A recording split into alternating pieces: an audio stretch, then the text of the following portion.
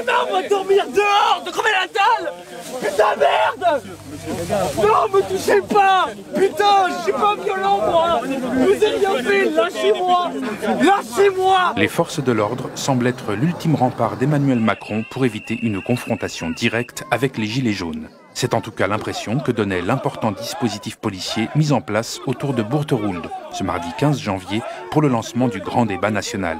Le dispositif policier est tel qu'on risque de ne pas pouvoir s'approcher du tout. Là, de toute façon, on est complètement bloqué. On voit qu'il y a des forces en réserve qui sont derrière. Donc tout a été fait pour empêcher qu'il y ait la moindre manifestation à l'intérieur, qui a été interdite d'ailleurs. Donc on voit bien que la liberté de manifester, les libertés fondamentales, elles sont attaquées aujourd'hui par le pouvoir. Seuls quelques médias autorisés ont pu assister à la discussion entre les 600 maires normands et le président. Envisagé par l'exécutif comme une possible sortie de crise, ce débat ne fait pas l'unanimité.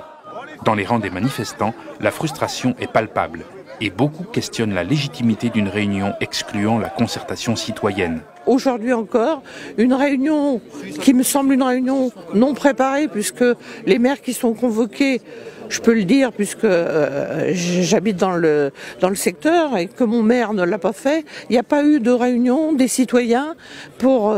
Il y a les cahiers, certes, mais moi il me semble que ça aurait été essentiel de réunir les citoyens, d'avoir leurs doléances de vive voix pour pouvoir en parler aujourd'hui. Et là, de quoi vont parler les maires? Si c'est organisé partout de la même façon, le résultat sera identique. On ne va pas retrouver la parole des citoyens. Pour moi, j'y crois pas. Parce qu'il appelle le peuple à venir discuter. En fin de compte, le peuple, il est là, mais il ne veut pas discuter.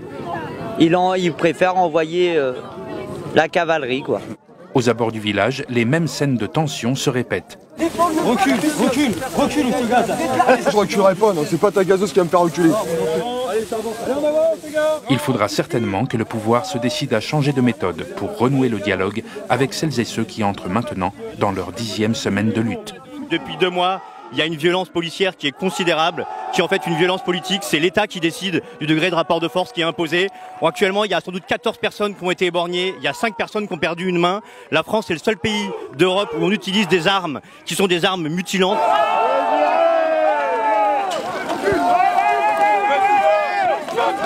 Partout où il sera, je pense qu'il y aura du monde pour venir le chercher, donc c'est pour ça que c'était important pour moi de venir aujourd'hui et de me mettre en grève aujourd'hui pour y être. C'est un mode d'action qui a pour l'instant été peu utilisé par les Gilets jaunes, mais j'espère que c'est quelque chose auquel on va pouvoir débattre dans les assemblées citoyennes des Gilets jaunes pour essayer d'utiliser cette arme-là, parce que si on veut vraiment bloquer l'économie et avoir un vrai rapport de force intéressant, il faudra qu'on y vienne. Donc il y a certains syndicats qui ont posé des préavis qui permettraient aux Gilets jaunes de s'en saisir, donc j'espère qu'un de ces quatre, cette jonction, elle se fera sans que les syndicats non plus confisquent le mouvement, ce qui est une crainte de beaucoup de Gilets jaunes et on peut les comprendre au vu de certains mouvements des dernières années. Un rendez-vous manqué donc pour le président, déterminé à éviter indéfiniment le face-à-face avec les Gilets jaunes.